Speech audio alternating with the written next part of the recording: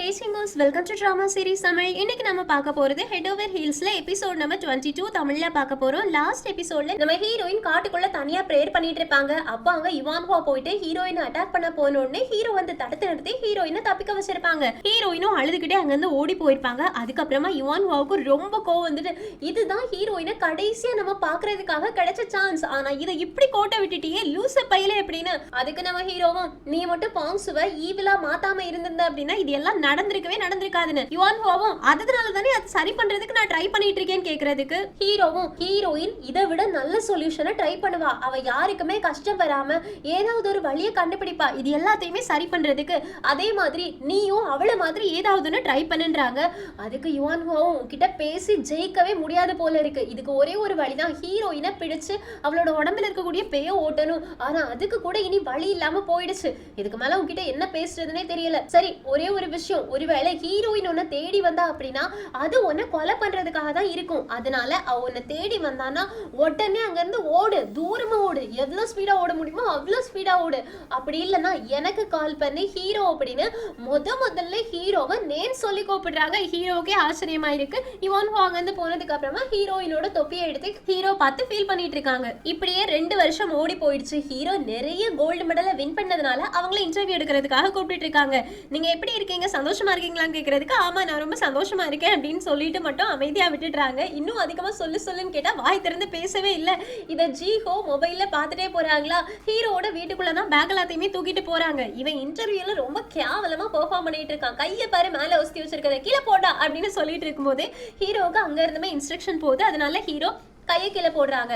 சரி, உங்களுக்கு gold medal win பண்றதுதான் ஒரே ஒரு ட்ரீமான்னு கேட்கறதுக்கு ஹீரோவும், என்னோட ட்ரீம் வேற, ஆக்சுவலி கோல்டு மெடல் வின் பண்ணணும் அப்படின்றது என்னோட கோல் மட்டும்தான், ஆனா என்னோட கனவு வேறன்னு. சரியா போங்க, கனவு என்னன்னு கேட்கறதுக்கு நான் என்னோட ஃபர்ஸ்ட் லெவல் திரும்ப பார்க்கணும், அதுதான் என்னோட கனவுன்னு ஜியோக்கு அட்டா பாவி அங்கேயும் போயிட்டு நீ இதுதான் சொல்லணுமா அப்படின்னு பார்த்துட்டு இருக்க. நம்ம ஹீரோ கிட்ட நீங்க ஏதாவது உங்களோட கேர்ள் ஃப்ரெண்டுக்கு மெசேஜ் சொல்லணும்னு ஆசைப்படுறீங்களான்னு கேட்க ஹீரோவும் ஐ மிஸ் யூ ஹீரோயின் அப்படின்னு வெளிப்படையாவே ஹீரோயினை லவ் பண்ற விஷயத்த பப்ளிக்கா சொல்லிடுறாங்க. சோ அங்க இருக்க எல்லாருமே ரொமான்டிக்கா இருக்கு அப்படின்னு பாத்துட்டு இருக்காங்க. இப்ப ஜீஹோ வீட்டுக்குள்ள போயிட்டு அவங்களோட திங்ஸ் எல்லாத்தையுமே கீழே வச்சு சுத்தி பாத்துட்டு இருக்காங்களா. அப்ப இவங்களோட ஞாபகம் எல்லாருமே ஹீரோ ஹீரோயினை சுத்தி தான் இருந்துட்டே இருக்கு. அதுக்கப்புறமா பெட்ரூம் ஓபன் பண்ணி பார்த்தா அங்க ஹீரோ உட்கார்ந்துட்டு இருக்காங்க. இது ஒண்ணு லைவ் இன்டர்வியூ கிடையாது, ஆல்ரெடி இன்டர்வியூ முடிஞ்சிருச்சு. சோ அது இப்பதான் டெலிகாஸ்ட் ஆயிருக்கு. அதனாலதான் ஹீரோ உள்ள ரூம்குள்ள இருக்காங்களா. ஜீஹோ பார்த்துட்டு நீங்க என்னடா பண்ணிட்டு இருக்கன்னு. ஹீரோவும், இது ஏன் வீடு, அதனாலதான் நான் இங்க இருக்கேன், நீங்க என்ன பண்ணிட்டு இருக்கன்னு. ஜீஹோவும், நீ ஃபர்ஸ்டே வரும்போது கால் பண்ணிட்டு வந்திருக்க கூடாதான்னு. ஹீரோவும், என் வீட்டுக்கு வரதுக்கு நான் கால் பண்ணிட்டு வரணுமா, உன் பேக் எல்லாம் பார்க்கும்போது நீங்க செட்டில் ஆயிடணும் அப்படின்னு வந்திருக்க போலன்னு. ஜீஹோவும், ஆமா நீ ஒன்னும் கோச்சுக்க மாட்டலான்னு கேட்க ஹீரோவும் கோச்சுப்பேன் அப்படின்னு அங்க இருந்து எழுந்திரிச்சு போயிடுறாங்களா. ஜீஹோவும், டேய் நான் இங்க ஸ்டே பண்ணதாண்டா போறேன், டின்னர் உனக்காக என்ன சமைச்சு வைக்கட்டும், சீக்கிரமா வீட்டுக்கு வரியா, நான் உனக்கு நிறைய சமைச்சு கொடுக்குறேன்னு. ஹீரோவும், எனக்கு ஒண்ணு பசிக்கல, உனக்கு அவ்வளவு டைம் இருந்துச்சு அப்படின்னா இந்த கேட்டை மட்டும் சரி பண்ணுன்னு அங்க இருந்து போயிடுறாங்க. ஜீஹோவும், சீக்கிரமா வீட்டுக்கு வா, நான் உனக்காக சமைச்சு வைப்பேன் அப்படின்னு கதவை மூடிட்டு உள்ள போறாங்க. இப்ப ஹீரோ மறுபடியும் ஒரு இன்டர்வியூக்கு போயிருக்காங்களா. அந்த நேரத்துல அசிஸ்டன்ட் கால் பண்ணி பெரியம்மாவுமே இறந்து போயிட்டாங்க அப்படின்னு சொல்றாங்க. சோ ஹீரோ டிராவல் பண்ணி பெரியம்மாவை பாக்குறதுக்காக வீட்டுக்கு போறாங்க. அப்ப அசிஸ்டன்ட் ஹீரோ கிட்ட, பெரியம்மா உன்கிட்ட இதை கொடுக்க சொல்லியிருந்தாங்க, அவங்க இந்த லிப் பாம் வச்சு நிறைய பிரேயர் பண்ணாங்களா, இது உனக்கும் ஹீரோயினுக்கும் இடையில இருக்கக்கூடிய லிங்க், அதனாலதான் இதை உன்கிட்ட கொடுக்க சொன்னாங்கன்னு. ஹீரோவும் ரொம்ப தேங்க்ஸ் சொல்றாங்க. அதுக்கு அசிஸ்டன்டும், ஹீரோயின் நல்லா தான் இருப்பா, நீ எதுக்கும் கவலைப்படாதன்னு. ஹீரோவும், அவ சீக்கிரமா திரும்பி வரணும் அப்படின்னு சொல்லிட்டு ஹீரோயினோட ரூமுக்கு போறாங்க. அங்க இருக்க எல்லாத்தையுமே பாக்குறாங்க. கோல்டு மெடல் ஹீரோயினோட டெஸ்க்குள்ள வைக்கிறாங்க. சோ ஹீரோ இன்னுமே ஹீரோயினுக்காக தான் வெயிட் பண்ணிட்டு இருக்காங்க அப்படின்றது ரொம்ப நல்லாவே தெரியுது. ஹீரோயினோட யூனிஃபார்மை பாக்குறாங்க, ரொம்ப மிஸ் பண்றாங்க. அதுக்கப்புறமா வெளியில வரும்போது யுவான்ஹுவாவை பாத்துட்டாங்க. யுவான்ஹுவாவும், நீ இன்னும் ஹீரோயினை மறக்கல போல, உனக்கு அவார்டு தாண்டா தரணும்னு. ஹீரோவும், நீயும் இன்னும் ஒண்ணு கூட சேஞ்ச் ஆன மாதிரி தெரியலன்னு. யுவான்ஹுவாவும், என்ன சர்காஸ்டிக்கா பேசுறியான்னு கேட்க, நீ தானே இந்த மாதிரி பேச சொல்லி கொடுத்தேன்னு 2 பேரும் வார்த்தையாலே சண்டை போட்டுக்கிறாங்க. அதுக்கப்புறமா ஹீரோ கிட்ட உனக்கு ஏதாவது கனவு வந்துச்சான்னு கேட்க ஹீரோ இல்ல அப்படின்னு கொஞ்சம் யோசிச்சு சொல்றாங்களா. யுவான்ஹுவாவும், நீ யோசிச்சு சொல்றத பார்த்தா ஏதோ ஒண்ணு நடந்திருக்கு, நீ மறைக்கிற மாதிரி இருக்குன்னு. ஹீரோவும், அப்படிலாம் நான் ஒண்ணும் மறைக்கல, நீ தானே சொன்ன ஹீரோயின் என்னோட கனவுல வந்தா அப்படின்னா அவ செத்து போயிடுவான்னு, அதனாலதான் நான் யோசிச்சு சொன்னேன்னு. யுவான்ஹுவாவும், ஆமா கரெக்ட் தான், உன்னோட கனவுல வந்து குட் பை சொல்லிட்டு போனா கூட அவ இறந்து போயிருப்பா, அவளோட உடம்ப நம்ம கலெக்ட் பண்ணல போலான்னு. ஹீரோவுக்கு கோந்துரும், நீ என்ன பேசிட்டு இருக்க, இந்த மாதிரிலாம் பேசாதன்னு. யுவான்ஹுவாவும், நான் உண்மையதான் சொல்றேன், அவ செத்து போனா அப்படின்னா அவளோட உடம்பை எடுத்து வச்சு நம்ம பூஜை பண்ணி அவளை மறு உலகத்துக்கு அனுப்பி வைக்கணும்னு. ஹீரோவும், அந்த மாதிரிலாம் எதுவும் ஆகாதுன்னு சொல்ல. யுவான்ஹுவாவும், உனக்கு எதுவும் சொன்னா புரியாது, சரி உனக்கு ஏதாவது ஹெல்ப் தேவைப்பட்டுச்சுன்னா எனக்கு கால் பண்ணு அப்படின்னு அங்க இருந்து போயிடுறாங்க. ஹீரோக்கு ரொம்ப கோவம் வந்துருச்சு. இந்த பக்கம் ஜீஹோ சமைச்சிட்டு இருப்பாங்கல்ல, அப்ப ஹீரோ வராங்க. என்ன வந்துட்டியா, நான் சமைச்சிட்டேன் சாப்பிட வரியான்னு கேக்குறதுக்கு ஹீரோ இல்ல நான் சாப்பிடல அப்படின்னு உள்ள போயிடுறாங்க. ஜீஹோவும் இவன் என்ன சமைச்சு முடிச்சுட்டு போய் கூப்பிடலாம் அப்படின்னு வெயிட் பண்றாங்க. இந்த பக்கம் நம்ம ஹீரோ ரூம்குள்ள போயிட்டு படுத்துட்டு லிப் பாம் எடுத்து பாக்குறாங்க. நான் யுவான் ஹுவா கிட்ட ஒரு விஷயத்த மறைச்சிட்டேன், ஆக்சுவலி எனக்கு ஒரு வித்தியாசமான கனவு வந்துட்டு இருக்கு அப்படின்னு மறுபடியும் அதே கனவுக்குள்ளாடி போறாங்க. இது இவங்களோட ஸ்கூல் தான், 12ஆம் கிளாஸ் தான். ஆனா என்ன, இந்த கிளாஸ் ரூம்குள்ளாடி ஹீரோ ஜீஹோ ஹீரோயின் எல்லாரும் ஒரே கிளாஸ்ல இருக்காங்க. ஆக்சுவலி ரியல் லைஃப்ல நம்ம ஹீரோவும் ஜீஹோவும் வேற வேற கிளாஸ் தானே படிச்சாங்க 10th முடிச்சதுக்கு அப்புறமா. ஆனா இப்போ எல்லாமே ஒரே கிளாஸ்ல இருக்குது. அது மட்டும் இல்லாம ஹீரோயினோட பவுச் ஹீரோயினோட டேபிள்ல இருக்கு. அதை எடுத்து பார்த்துட்டு ஹீரோயின் நீ நல்லா தானே இருக்க அப்படின்னு ஹீரோ கேக்குறாங்க. அதுக்கப்புறமா ஹீரோயினோட டேபிள்ல உட்காந்துட்டு உன்னோட கிளாஸ் இந்த மாதிரி தான் இருக்கணும் அப்படின்னு நீ ஆசைப்பட்டியா அப்படின்னு யோசிச்சுட்டு இருக்காங்க. அப்ப போர்ட்ல வரைஞ்சிருக்கக்கூடிய டிராயிங்க பாக்குறாங்களா, டிராயிங் ரொம்ப அழகா இருக்கு அப்படின்னு சொல்லிட்டே இருக்கும்போது ஒரு வாய்ஸ் கேக்குது, ஏன் எலும்புடா எலும்புடா அப்படின்னு டக்குன்னு ஹீரோ முழிக்கிறாங்க. ஜீகோ தான் பக்கத்துல இருந்து, நீ என்ன பிறந்த குழந்தையா, வந்த உடனே படுத்து உறங்கிட்டு இருக்க, எலும்புடா சாப்பிடுறதுக்கு டைம் ஆயிடுச்சுன்னு. ஹீரோவும் உனக்கு எப்பவாச்சும் ஒரு நாள் உன்னோட கனவு வேற யாராச்சோட கனவு மாதிரி இருந்திருக்கா, உன்னோட கனவு உன்னோட கனவே கிடையாது, வேற யாரோட கனவு மாதிரி உனக்கு ஃபீல் ஆயிருக்கான்னு.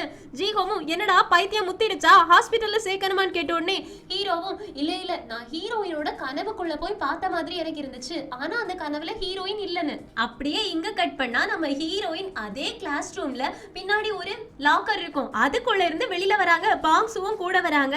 பாங்சு கேக்குறாங்க எதுக்காக நம்ம ரெண்டு பேரும் ஒளிஞ்சிட்டு இருக்கணும், அதான் அவன் உன்னோட கனவுக்குள்ள வந்திருக்கான்ல, நீ அவன் கிட்ட பேசுறதா இருந்தா பேசியிருக்க வேண்டியதானேன்னு.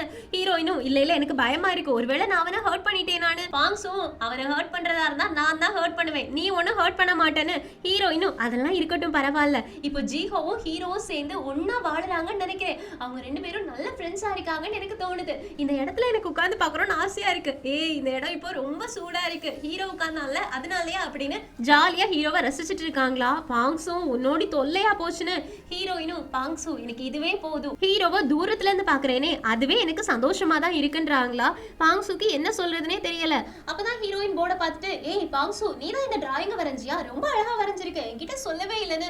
பாங்சும் என்ன நீ சொல்லிட்டு இருக்க, கொஞ்ச நேரத்துக்கு முன்னாடி நீ தானே இந்த டிராயிங்க வரைஞ்சேன்னு கேக்குறதுக்கு ஹீரோயினும் கையை பாக்குறாங்க, அதுல சாக்பீஸோட தடம் இருக்குது. நான் தான் வரைஞ்சேன் இல்ல, இப்ப போயிட்டு நான் அதை கம்ப்ளீட் பண்றேன் அப்படின்னு டிராயிங்க கம்ப்ளீட் பண்றதுக்காக போறாங்க. பாங்சுக்கு ஹீரோயின் கிட்ட ஏதோ ஒண்ணு தப்பா இருந்த மாதிரி ஃபீல் ஆகுது, ஆனா என்ன அப்படின்றத கேட்கவே இல்லை. இந்த பக்கம் ஹீரோ அந்த போர்ட்ல நான் பார்த்த டிராயிங்க எங்கேயோ பார்த்த மாதிரி இருந்துச்சு, அது கடல் பக்கத்துல அப்படின்றாங்க. ஜீகவும் டேய் ஹீரோயினோட கனவுல ஹீரோயினே இல்லாம ஒரு கனவு வருமா, அது மட்டும் இல்லாம கடற்கரை பக்கத்துல என்னடா நீ கனவு கண்ட அப்படின்னு கேட்டுட்டு இருக்கும்போது ஹீரோவும் எனக்கு ஞாபகம் வந்துருச்சு, நான் அந்த கடற்கரை ஓரத்துல ஒரு விஷயத்த பார்த்தேன் அப்படின்னு நேரா ஒரு இடத்த யோசிச்சு பாக்குறாங்க. ஆக்சுவலி அந்த இடம் வேற எதுவுமே கிடையாது, ஃப்ளவர் மாஸ்டர் இருப்பாங்கல்ல அந்த இடம் தான். இப்ப ஃப்ளவர் மாஸ்டர் கிட்ட ஒரு ஆளோட போட்டோவை காமிச்சு ஒரு பொண்ணு இவனை கர்ஸ் பண்ணுங்க அப்படின்னு சொல்றாங்க, இவங்கள சபிங்க அப்படின்னு. ஃப்ளவர் மாஸ்டரும் இவனை நான் சபிக்கணுமா, என்னால பண்ணவே முடியாது, இது யாருன்னு உனக்கு தெரியுதா, இவன் ரொம்ப ஹேண்ட்ஸமான ஹீரோயினோட ஃபர்ஸ்ட் லவ் அதனாலதான்றாங்க. அதுக்கு அந்த பொண்ணும் அதனாலதான் நான் அவனை சபிக்கவே சொல்லிட்டு இருக்கேன் அப்படின்னு அந்த பொண்ணோட ஃபேஸ காட்டுறாங்களா. அது நம்ம ஹீரோயின் எக்ஸாக்ட்டா ஹீரோயின் மாதிரியே இருக்காங்க, ஆனா அவங்களோட ஸ்டைல் எல்லாமே வேற மாதிரி இருக்கு. ஃப்ளவர் மாஸ்டரும் உனக்கு சபிக்கணும் அப்படின்னா நீயே சபியே, உங்ககிட்ட தான் நிறைய பவர் இருக்கேன்னு. அந்த பொண்ணு நான் சபிச்சேன்னா அவன் செத்து போயிடுவான்னு சொல்றாங்க. ஃப்ளவர் மாஸ்டரும் அது எல்லாத்தையும் விடு, ஹீரோயின் எங்க, நீ எங்க என்ன பண்ணிட்டு இருக்க அப்படின்னு கேக்குறதுக்கு அந்த பொண்ணு அவ எங்க இருக்கான்னு சொன்னா நீ இவனை சபிப்பியான்னு கேக்குறதுக்கு இல்ல நான் பண்ண மாட்டேன்னு சொல்றாங்க. அந்த பொண்ணு உன்கிட்ட வந்து ஹெல்ப் கேட்டேன் பாத்தியா, சரி நான் கிளம்புறேன், நான் ஒருவேளை இங்கே இருந்துட்டு இருந்தேன் அப்படின்னா உனக்கும் பிரச்சனை தான் அப்படின்னு அங்க இருந்து கிளம்ப பாக்குறாங்க. அப்ப ஃப்ளவர் மாஸ்டரும் லாஸ்ட் டைம் நான் உன்னை பார்த்ததை விட இந்த தடவை ரொம்ப மூர்க்கத்தனமா நீ மாறிட்ட, ஆமா உன்னோட நேம கண்டுபிடிக்க நீ ட்ரை பண்ணிட்டு இருந்தியே கண்டுபிடிச்சியான்னு கேக்குறதுக்கு என் நேம என்னால கண்டுபிடிக்க முடிஞ்சுன்னா நான் எதுக்கு உங்ககிட்ட உட்காந்து பேசிட்டு இருக்கணும், நான் தான் மறு உலகத்துக்கு போயிருப்பேன்ல, கண்டுபிடிக்க முடியாததுனால இந்த உடம்புக்குள்ள மாட்டிட்டு இருக்கேன் அப்படின்னு சொல்லிட்டு சரி நான் கிளம்புறேன் அப்படின்னு எழுந்திரிச்சு போக பாக்குறாங்க.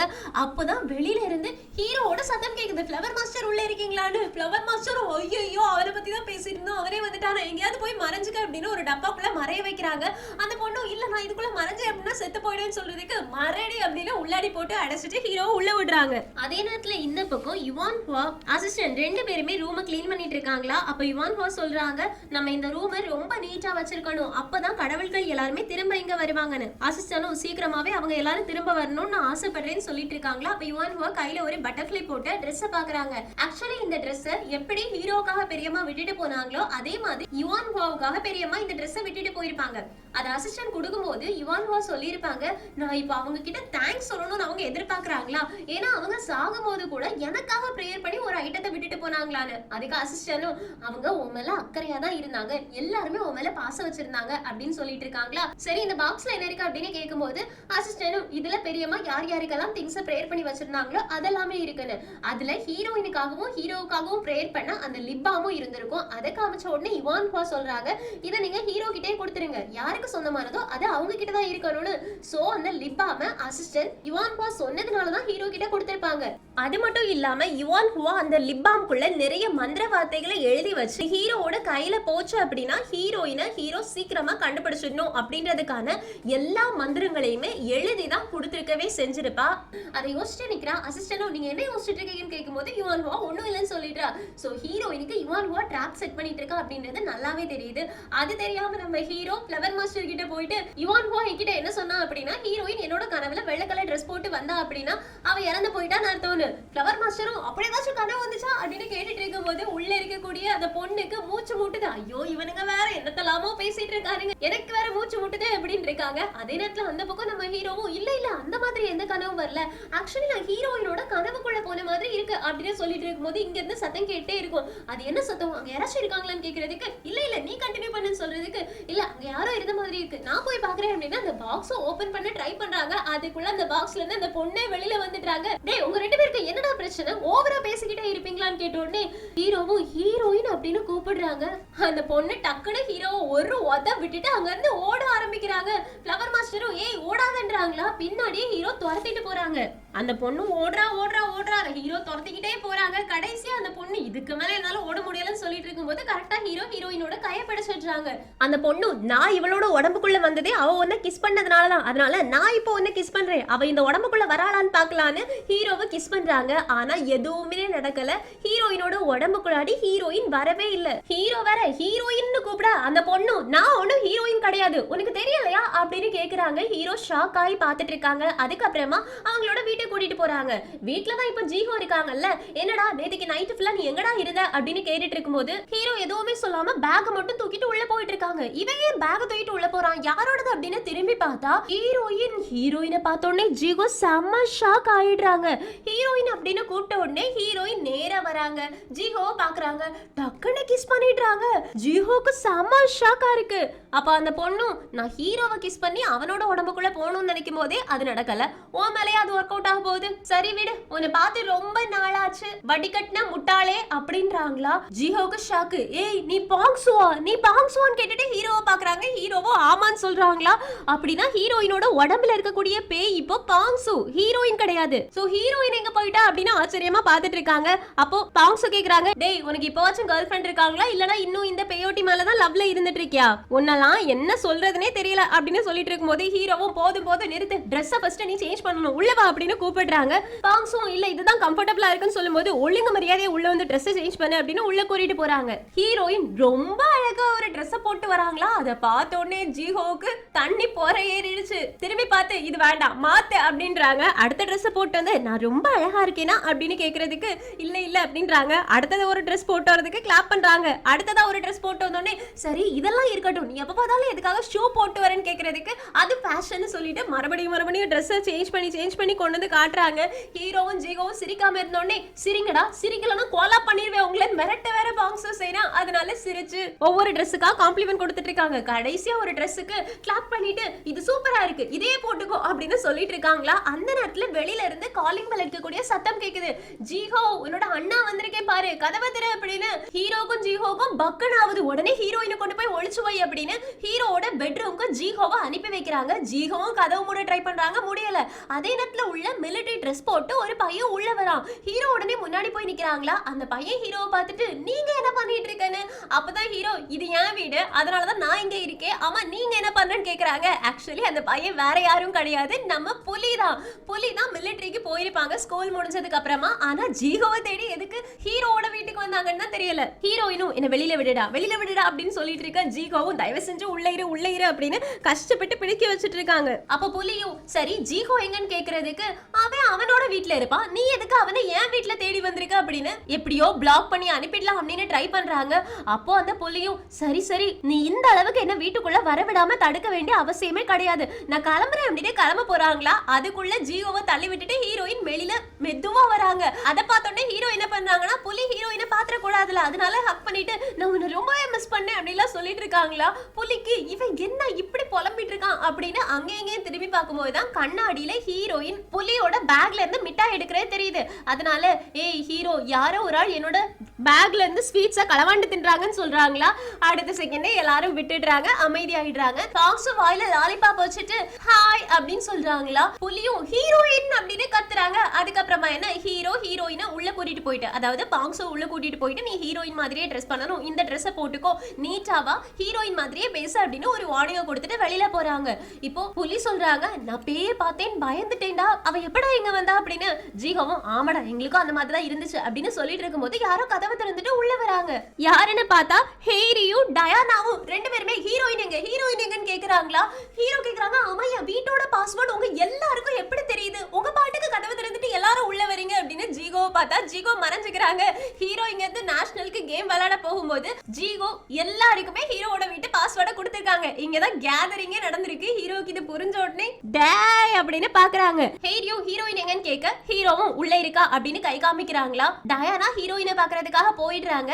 ஹேரி ஹீரோ போட்டு அடி வந்த உடனே எங்க கிட்ட ஃபர்ஸ்ட் சொல்ல மாட்டியாடா அப்படின்னு அடிச்சுட்டு ஹீரோயினை பாக்குறாங்களா. ஹீரோயின் கதவை திறந்து வெளியில வராங்க.